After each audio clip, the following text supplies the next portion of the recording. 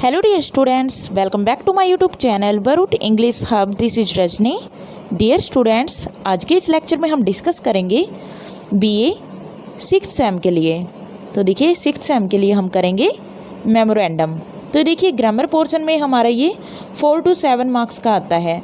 कई बार ये 4 मार्क्स में पूछ लिया जाता है और कई बार 7 मार्क्स में। तो यहाँ पर देखिए जब 4 मार्क्स में आता है तो हमें सिर्फ क्या दिया जाता है, हमें RTI मेमोरेंडम यानी कि मेमो ये लिखा दिया जाता है और इसमें हमें 4 मार्क्स का ये करना होता है। तो आपको यहाँ पर 4 मार्क्स में एक पूरा कंप्लीट डिस्क्रिप्शन यहाँ पर आपको मिलेगा जो आपको अपने एग्ज़ाम में राइट करना है। तो चलिए स्टार्ट करते हैं मेमोरेंडम को। सबसे पहले देखिए मेमोरेंडम क्या है। What is memorandum? A memorandum is also known as memo और रिमाइंडर। एक मेमोरेंडम होता है जो उसे मेमो के नाम से और रिमाइंडर के नाम से भी जाना जाता है।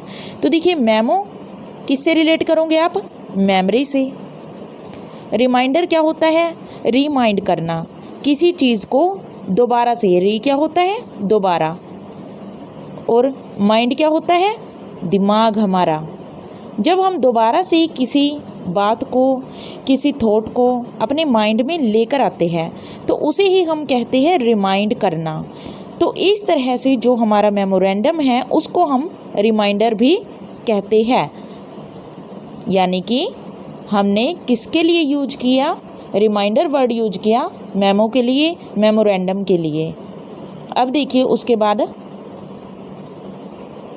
Memo is used for internal communications. एक मेमो होता है जो उसे इंटरनल कम्युनिकेशंस के लिए यूज किया जाता है। इंटरनल क्या होता है? आंतरिक, जो किसी जगह के अंदर होता है, किसी चीज़ के अंदर। तो यहाँ पर जो कम्युनिकेशन क्या होता है? वार्तालाप, बातचीत करना। तो जो हमारी बातचीत होती है वो आंतरिक होती है। अब आंतरिक कैसे है? कहाँ पर है ये? किस चीज़ के अंदर है? Within an organization. जब ये हमारी इंटरनल कम्युनिकेशन होती है तो ये किस चीज़ के अंदर होती है? एक ऑर्गेनाइजेशन के अंदर, किसी संस्था के अंदर। तो यहाँ पर आपको पता चला कि मेमोरेंडम क्या होता है।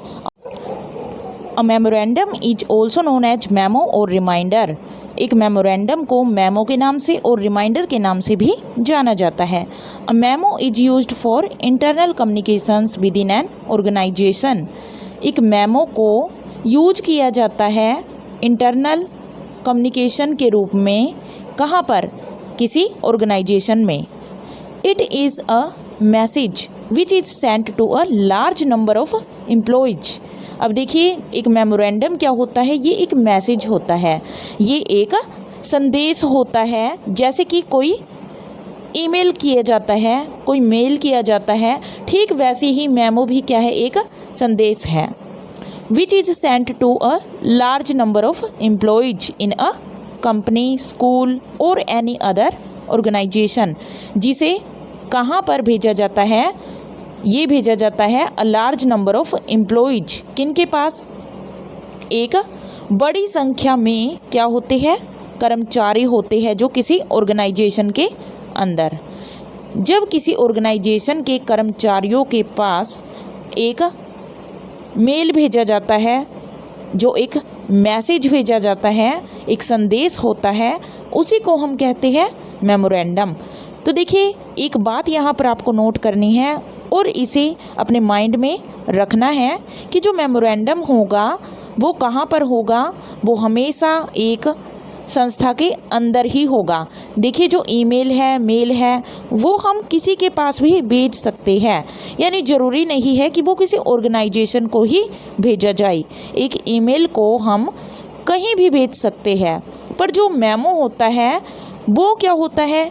वो हमेशा ही एक ऑर्गेनाइजेशन के अंदर, किसी संस्था के अंदर जो सदस्य वर्क करते हैं, काम करते हैं, कोई कार्य करते हैं, उनके पास ये भेजा जाता है। उसके बाद देखिए और किसके पास भेजा जाता है? एम्प्लॉयज़ इन अ कंपनी, किसी कंपनी के कर्मचारियों के पास भेजा जाता है।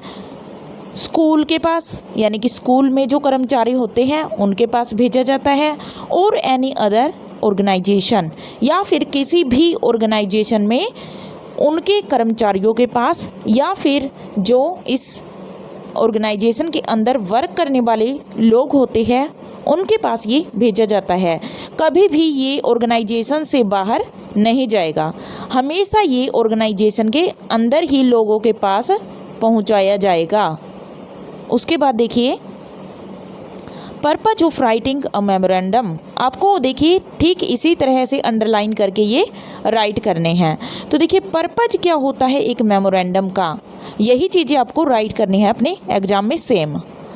इन एन एजुकेशनल ऑर्गेनाइजेशन, एक शैक्षिक या फिर शैक्षणिक जो संस्था होती है, the main purpose of writing, तो इसमें जो मेन पर्पज होता है, जो खास उद्देश्य होता है क्या करने का, ऑफ राइटिंग अ मेमो, एक मेमो को लिखने का जो एक विशेष उद्देश्य होता है, इज टू इन्फॉर्म, वो क्या करना होता है, इन्फॉर्म करना। इन्फॉर्म क्या होता है, सूचना देना, सूचित करना। द एंटायर डिपार्टमेंट और the staff members of a college, school and university. तो देखिए इसका उद्देश्य क्या होता है, एक मेमो का, एक मेमोरेंडम लिखने का उद्देश्य होता है सूचना देना, इन्फॉर्म करना, किनको, द एंटायर डिपार्टमेंट, किसी पूरे के पूरे डिपार्टमेंट को। एंटायर क्या होता है, कंप्लीट, यानी कि पूर्ण, जो पूरा हो, यानी कि पूरी ऑर्गेनाइजेशन या पूरा डिपार्टमेंट होता है, उनको सूचना देना ही इसका मेन पर्पज होता है। और द स्टाफ मेंबर्स, और किनको सूचना दी जाती है, स्टाफ मेंबर्स को, जो मान लीजिए कोई कॉलेज है, कोई स्कूल है, एक स्कूल के अंदर जितने भी कर्मचारी हैं, जितने भी टीचर्स हैं, उन सभी के पास एक संदेश को पहुंचाना ही इसका पर्पज होता है। या फिर हम किसके पास भेजते हैं, जो कॉलेज के हमारे स्टाफ मेंबर्स होंगे, स्कूल के स्टाफ मेंबर्स होंगे, या फिर किसी यूनिवर्सिटी के स्टाफ मेंबर्स होंगे, इन तक संदेश पहुंचाना, उनको किसी चीज़ के लिए सूचना देना ही एक मेमोरेंडम का विशेष उद्देश्य होता है, एक पर्पज होता है। अबाउट अ टास्क, और ये देखिए कैसी सूचना होती है, ये होती है किसके बारे में, अबाउट अ टास्क, एक कार्य के बारे में, एक प्रोजेक्ट के बारे में, कोई इवेंट, इवेंट क्या होता है, घटना, किसी घटना के बारे में, और एनी अदर अपकमिंग इवेंट्स, या किसी आने वाले इवेंट के बारे में, यानी कि कोई भी इवेंट रखा जा रहा है, कोई भी प्रोग्राम रखा जा रहा है, उसके लिए हम यूज करते हैं मेमोरेंडम का, ताकि हम अपने कर्मचारियों को, जो हमारी संस्था में वर्क करते हैं, उनको सूचना दे सके कि हमारे स्कूल में, कॉलेज में, यूनिवर्सिटी में क्या प्रोग्राम हम रखने जा रहे हैं। ये ठीक उसी तरह से है जैसे हम कोई नोटिस के थ्रू क्या करते हैं, स्टूडेंट्स को, यहाँ पर देखिए किन को करते हैं हम, स्टूडेंट्स को इन्फॉर्म करते हैं किसी नोटिस में, पर यहाँ मेमो है, मेमो के अंदर हम ऑर्गेनाइजेशन में स्टाफ को, जो हमारा स्टाफ है, जो एम्प्लॉइज है, कार्य करने वाले हैं, उनको क्या किया जाता है, उनको सूचित किया जाता है। तो ये डिफरेंस है नोटिस और मेमोरेंडम में, मेमो के अंदर। उसके बाद देखिए it is also written to bring immediate attention to the information in a quick and brief manner. और इसका देखिए और क्या पर्पज होता है कि हम ये लिखते हैं जो इट इज़ ऑल्सो रिटन, इसको और क्यों लिखा जाता है, टू ब्रिंग इमीडिएट अटेंशन, ताकि हम जल्दी से, इमीडिएट क्या होता है, तुरंत, ताकि हम तुरंत क्या कर सके, हमारे जो कर्मचारी हैं उनका ध्यान, अटेंशन क्या होता है, ध्यान, उनका ध्यान इस सूचना की तरफ क्या कर सके, आकर्षित कर सके, in a quick and brief manner, बहुत ही क्विक क्या होता है, तेज़ी से, और ब्रीफ मैनर, ब्रीफ क्या होता है, संक्षिप्त में, यानी कि छोटे रूप में, ऐसे मैनर में कि जल्दी से हम क्या कर सके, इसको, इस सूचना को हमारे एम्प्लॉइज़ तक पहुंचा सके, इसके लिए हम राइट करते हैं मेमो को। अब देखिए हमारे पास क्या है, 3 ways to write a memo, हमारे पास 3 वे है, 3 तरीके होते हैं, 3 मेथड्स होते हैं एक मेमो को राइट करने के, जिनमें देखिए क्या है, there are 3 ways in which multiple types of memos are written. हमारे पास 3 तरीके हैं जिनके थ्रू बहुत से प्रकार के, मल्टीपल क्या होता है, विभिन्न प्रकार के मेमोज को राइट किया जाता है। तो देखिए मेमो होता है जो सिर्फ यही नहीं है कि हम स्कूल, कॉलेज, यूनिवर्सिटी में ही सेंड करते हैं स्टाफ को, बल्कि एक मेमो को एक कंपनी के अंदर भी यूज किया जाता है, एक बड़ी ऑर्गेनाइजेशन, कोई संस्था है, उसमें भी यूज किया जाता है। तो इस तरह से हम राइट करते हैं मेमो को अलग अलग टाइप में, पर लिखने का जो वे होगा वो 3 प्रकार का ही रहेगा। अब देखिए वे क्या है, तरीका कि हम कैसे किसको मेमो राइट कर रहे हैं। तो सबसे पहले देखिए डाउनवर्ड। डाउनवर्ड क्या है, जब हम ऊपर की तरफ से नीचे की तरफ, अब ये ऊपर क्या है, यहाँ पर होते हैं हमारे, मान लीजिए कोई कंपनी है उसके मैनेजर, या फिर कोई स्कूल है, यूनिवर्सिटी है, उनमें प्रिंसिपल है, वाइस चांसलर है, तो ये तो हमारे जो हेड होते हैं, तो उनकी तरफ से ये मेमो लिखा जाता है। जब किसी कंपनी का हेड हो या फिर किसी स्कूल का, यूनिवर्सिटी का हेड हो, वो अपने से नीचे के स्तर के, नीचे के जो लेवल है उसके कर्मचारियों को क्या लिखता है, एक सूचना प्रदान करता है, एक मेमो राइट करता है, तो उसको हम बोलते हैं downward memo. These types of memos are written from senior management. जो सीनियर है, हमारे बड़े हैं, उस मैनेजमेंट से, उस संस्था से, उस प्रबंधक से कहा किसको लिखा जाता है, टू देयर टीम्स। वो अपने टीम को लिखते हैं, अपने स्टाफ को लिखते हैं मेमो। और टू द एम्प्लॉयज़ डाउनवर्ड, और किन को लिखते हैं, अपने एम्प्लॉयज़ को, अपने कर्मचारियों को जो उनसे लेवल में नीचे होते हैं। तो फर्स्ट क्या हुआ, डाउनवर्ड, यानी कि निचले स्तर को जब हम कोई सूचना देना चाहते हैं, किसी कंपनी का हेड या स्कूल का हेड जब अपने से नीचे के कर्मचारियों को कोई सूचना प्रदान करना चाहता है तो वो मेमो राइट करेगा। उसके बाद देखिए सेकंड है हमारा अपवर्ड। अपवर्ड क्या होता है, जब हम निचले स्तर के जो कर्मचारी है वो ऊपर की तरफ के जो हमारे मैनेजर है, प्रिंसिपल है, उन तक कोई सूचना पहुंचाएंगे। यहाँ पर कौन होंगे, एम्प्लॉयज़ होंगे, स्कूल में है तो स्टाफ मेंबर होंगे, यानी कि पूरा स्टाफ होगा। जो स्टाफ क्या करेगा, प्रिंसिपल को, हेडमास्टर को, प्रिंसिपल या फिर वाइस चांसलर है, मैनेजर है, जब इनको क्या करेगा, कोई सूचना प्रदान करेगा, यानी कि वो ऊपर के स्तर के जो हमारे मैनेजर हैं, प्रिंसिपल हैं, उनको एक मेमो राइट करेगा, तो उसको हम बोलते हैं अपवर्ड मेमो। थर्ड है हमारा हॉरिजेंटल। तो इसमें डेफिनेशन भी बता देती हूँ अपवर्ड में। This type of memo is used by junior level.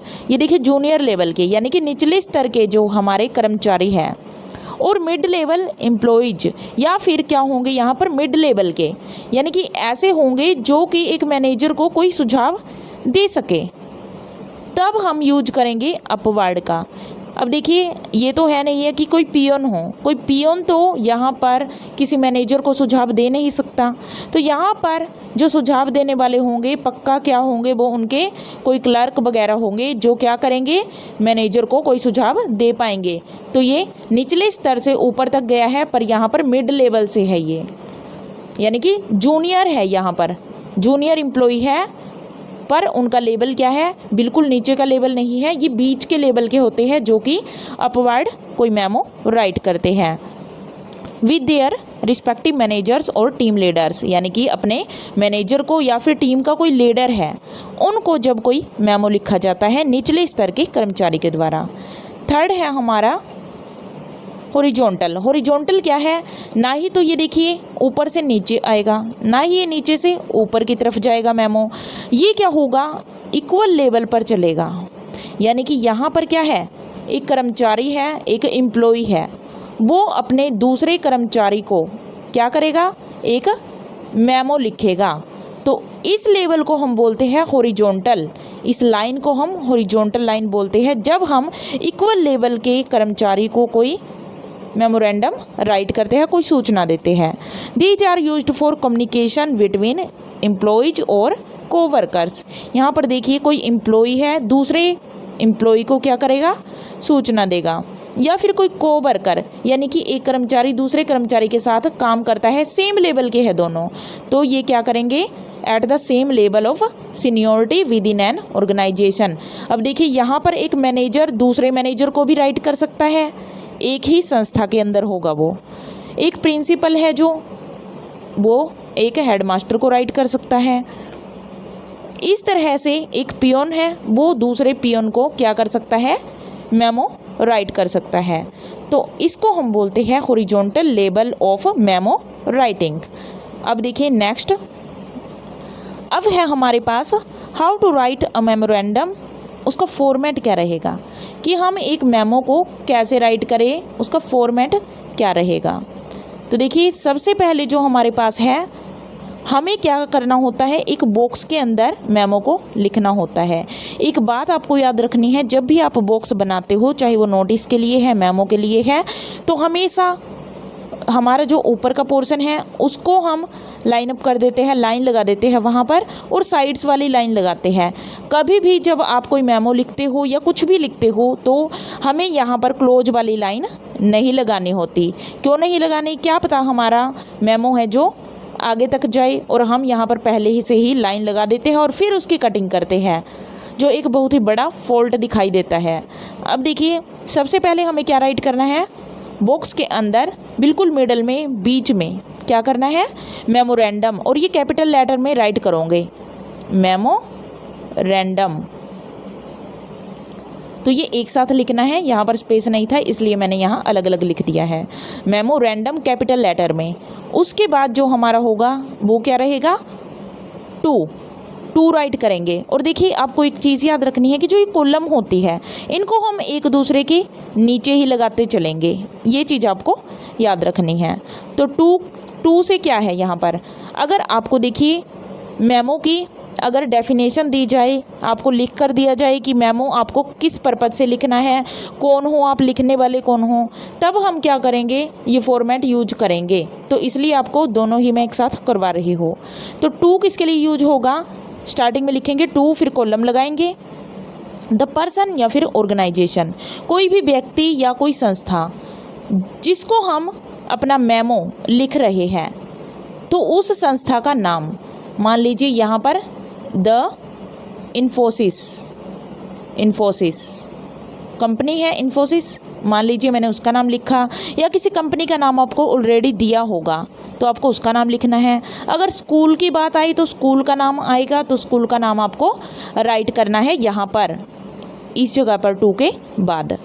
फिर आ जाएगा हमारा फ्रॉम के साथ हम क्या करते हैं, फ्रॉम का मीनिंग क्या होता है, जब लिखने वाले की बात की जाए, the person who rights the memo, एक पर ऐसा व्यक्ति जो क्या करेगा, मेमो राइट करेगा, तो उसके बारे में उसका नाम यहाँ पर लिखा जाएगा कि लिखने वाला यानी कि सेंडर जो भेज रहा है वो कौन है। फिर आएगी date, the date of memo writing, यहाँ पर डेट कौन सी लिखोगे, डेट लिखने का मेथड है, मान लीजिए आज क्या है 23 मई, कोमा लगा के 2023, तो ये फॉर्मेट होता है हमारा। तो डेट के बाद हमें ये फॉर्मेट लिखना है।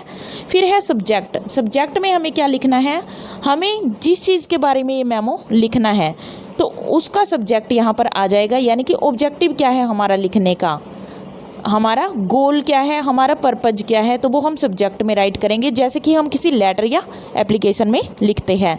फिर आ जाती है हमारे मेमो की बॉडी, तो ये बॉडी वर्ड आपको यूज नहीं करना है, बल्कि आपको मैं सिर्फ लिखने के लिए बता रही हूँ कि आपको क्या करना है। बॉडी के अंदर इंट्रो लिखोगे, यानी कि आपको यहाँ पर लिखना है कि आप मेमो किस पर्पज से लिख रहे हैं, सब्जेक्ट है जो, उसी लाइन को हमें आगे बढ़ाना है, यहाँ पर इन्फॉर्म वर्ड को यूज करना है। और याद रखना है कि ये प्रेजेंट टेंस में चलेगा हमारा, जब हम इंट्रो की बात करेंगे इसकी तो वो प्रेजेंट टेंस में चलेगा। फिर आता है मेन कंटेंट, कि हम उसके बारे में जो हमें यहाँ पर क्या दिया गया, सब्जेक्ट, इस सब्जेक्ट के बारे में हम और क्या ऐड करना चाहते हैं, उसकी एक्स्ट्रा इन्फॉर्मेशन हम क्या देना चाहते हैं। तो यहाँ पर हम शुड का यूज कर सकते हैं, बिल का यूज कर सकते हैं, फ्यूचर का यूज कर सकते हैं, ताकि हम किसी को सुझाव दे सके। फिर है कंक्लूजन, यहाँ पर हम कंक्लूजन लिखते हैं इसमें ही। यहाँ पर ये वर्ड आपको यूज नहीं करने हैं, ये सिर्फ आपको समझाने के लिए है। फिर लास्ट में आपका लिखा जाएगा नेम या फिर सिग्नेचर, और उसके बाद है हमारा डेजिग्नेशन। अगर हमारा यहाँ पर कोई क्लर्क है तो वो यहाँ लिखेगा क्लर्क। अगर स्कूल का कोई स्टाफ मेंबर है तो वो क्या लिखेगा, स्टाफ मेंबर। टीचर है तो टीचर लिखेगा। तो ऐसे ही कोई भी डेजिग्नेशन है कि वो कार्य क्या करता है तो उसके बारे में यहाँ पर लिखा जाएगा। तो ये है हमारा मेमो राइटिंग। अगर आपको समझ आया हो तो इस चैनल को लाइक, सब्सक्राइब एंड शेयर ज़रूर कीजिएगा। Thank you.